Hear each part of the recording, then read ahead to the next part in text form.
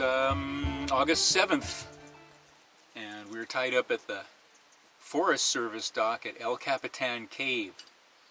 Yesterday we motored down through Dry Strait into El Capitan, which is a passage between Prince of Wales Island and Cosquio Island. Can I pronounce that? I'm not sure. Anyway, it's a narrow passage, but that's an understatement. Dry Strait, and it's really narrow, but it's very well marked, and if you time it properly for on a rising at the last stage of the flood tide, it's fine. In any case, we're here at the bend of the El Capitan Passage, tied up at a Forest Service dock. No one else here when we got here, so we jumped off the boat and hiked up to the cave. And my calves are really sore. Well, we haven't done that kind of hiking for quite a while. It's only a half a mile, right? Yeah, it wasn't straight up. It's straight up. There's a stairway built up. It starts off a little gravel path for 100 feet or so, and then all of a sudden there's these stairs that go straight up the mountain. It's really pretty up there, actually. Really pretty. But I really haven't been used to that kind of exercise for quite a while. Well, a couple came in last night on their fishing boat. Two fishing boats. Chatting with them next to the campfire we started. Our first campfire since we've been here. I think it's the first campfire since we've been married. Yep. But we started off, when we first got here, we just took a little walk around and a little walk of discovery around the area. There's a little picnic site with a fire circle of stones. Yep. You know, it's nothing formal. There's a circle of stones, and we built a fire, and we had some chocolate and some graham crackers, but no marshmallows. No marshmallows. Not really on our provisioning list. Didn't plan that far ahead. Marshmallows aren't really on our provisioning list.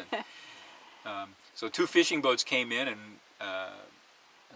was it Charlie and Laura Jennings on one boat, and Charlie and I sat down with the computer, and he showed me some passages and anchorages that we will be taking advantage of, and he warned me about one of our planned routes would not be the best way to go, even though it looks like it would be on the chart. Told me that the fishermen don't go that way because of the currents. Ah. Yeah, they said they get ripping through there pretty good. So we're going to take Charlie's route down into Sea Otter Sound when we leave here this afternoon. So we're just sitting around waiting for the tide to turn at about 2:30 this afternoon. Just finished up a nice breakfast of blueberry pancakes. Blueberry pancakes, man. I love it. So we had a nice leisurely breakfast of blueberry pancakes. What time is it now? It's almost 11:30. Yeah. The tide doesn't turn until 2:30 though, so we're still just... We've got a little bit of a wait, and we'll just hang out. Yeah. The fishing boats were gone when we got out of bed this morning at 8 o'clock. They were gone already. Both of them headed north up to Port Protection, where we just came from. And they said the fishing is really good down in Sea Otter Sound. And we mentioned that we've been following the seine fleet had been following us around up north, up to Juneau and back down to Petersburg. And he said, well, they're waiting for you down in Craig. So we'll probably see some old friends up there when we get there. Yeah. So the seiners are down in Craig, I guess, and we'll be down there in 2 or 3 days, I think it'll take us to get from here to Craig.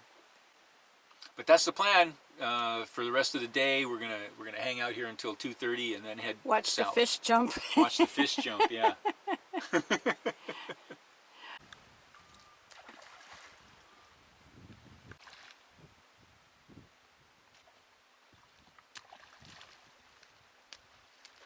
Stay, but I'm going to want to listen to the weather forecast again to see if what the long-range forecast is. Yep.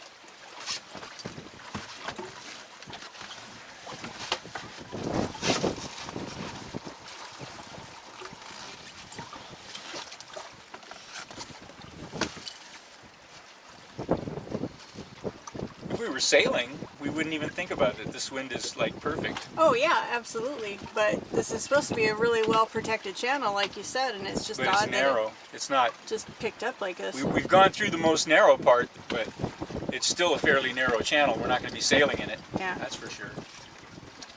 No matter which way the wind's blowing.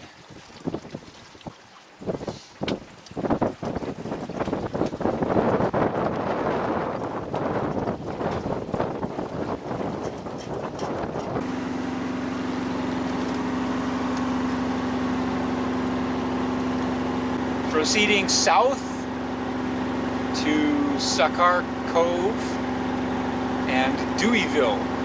Deweyville, it just sounded so fun.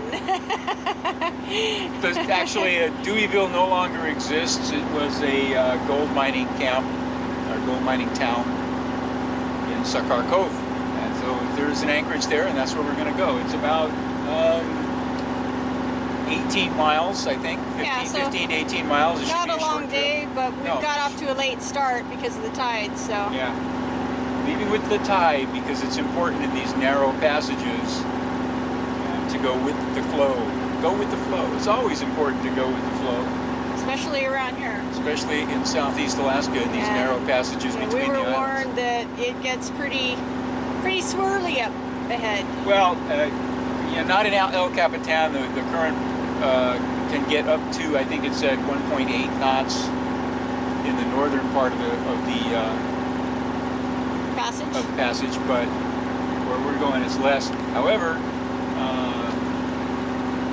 in Sea Otter Sound, around some of those islands, it can rip pretty good. And so we got some local knowledge from one of the fishermen, Charlie, and he told us which way to go to get take best advantage of and avoid the worst of the currents in Sea Otter Sound. So, and he also tipped us off to a couple of more cool places to anchor.